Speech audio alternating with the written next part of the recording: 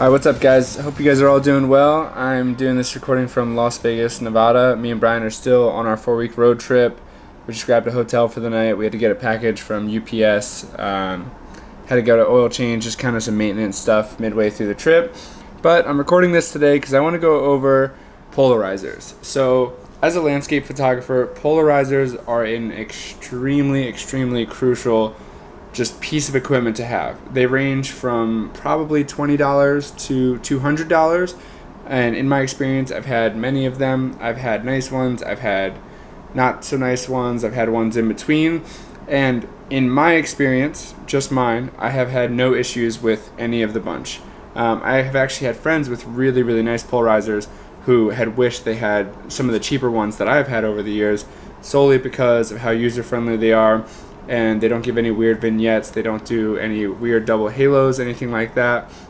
But nonetheless, I highly recommend having polarizers for landscape photography, especially when you are shooting water. They are essential. And today I just want to go over 2 photos that I took at Grinnell Lakes in Glacier National Park, Montana. And I was shooting this photo handheld, so it's not exactly the same photo, but it more or less might as well be the same exact photo. So on this photo, I already did a quick Lightroom edit. I did the exact same edit on both photos that I'm going to show you.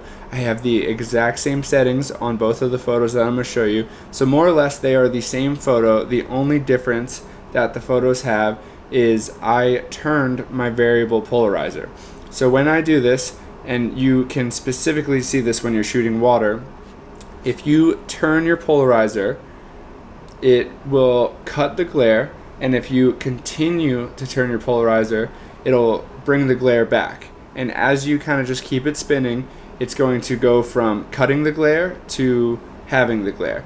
And when you're shooting water, it is absolutely essential that you cut the glare, and I'm just going to dive right into these photos to show you guys why that is.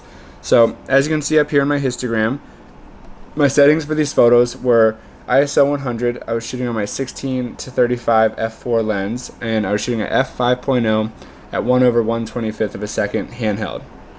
And as you can see here, I've just got a basic Lightroom edit, nothing on the tone curve, a little bit on the HSL tab, and then I believe I threw in a graduated filter just to kind of bring some more detail back in the sky. But here is photo number 1. So here's my before in camera image, and here's my after. And the part of the image I want you to look at specifically is the water. I want you to be looking right here, and all along the edge of the water. So you can essentially see that this glare follows the reflection of these mountain peaks. So these mountains are reflecting.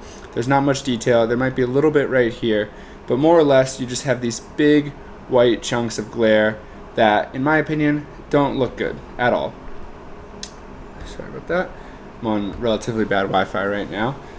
So now I'm going to move one photo to the right to show you the photo where I turn my variable polarizer just enough to cut the glare out.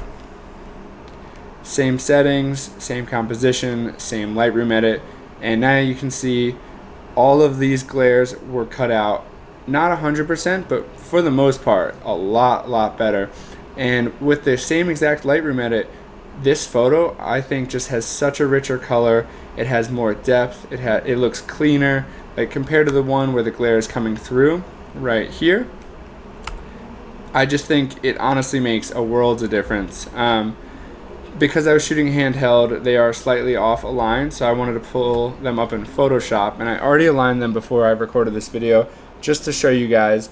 So right here is the photo showing the glare, and then if I turn that on, you can see the difference where it cuts the glare out, and it's such a big difference. It kind of just takes your photo to that next level, to really the next like professional level, and your photos will just look like 1,000 times better, I promise you.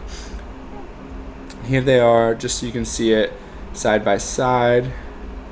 So I mean, even though it has the exact same edits on the color, same white balance, same HSL edits, this one just worlds of difference. So I want to keep this pretty short. I'm going to stop it here. Just wanted to give you guys this little tip. I got my first polarizer probably not until like 2 years after I started shooting photography. As I've dived way deeper into landscape photography, I will never shoot water without it. It's an essential thing that is almost always on my 16-35 lens unless I have my ND filter on. So I hope you guys enjoyed this. If you did, if you could like and subscribe, it would really help me out. I'm going to be posting more how-tos, more tutorials, more editing stuff. So if there's anything you'd like to see, just put it in the comments and I'll do my best to make it happen. Thanks, guys.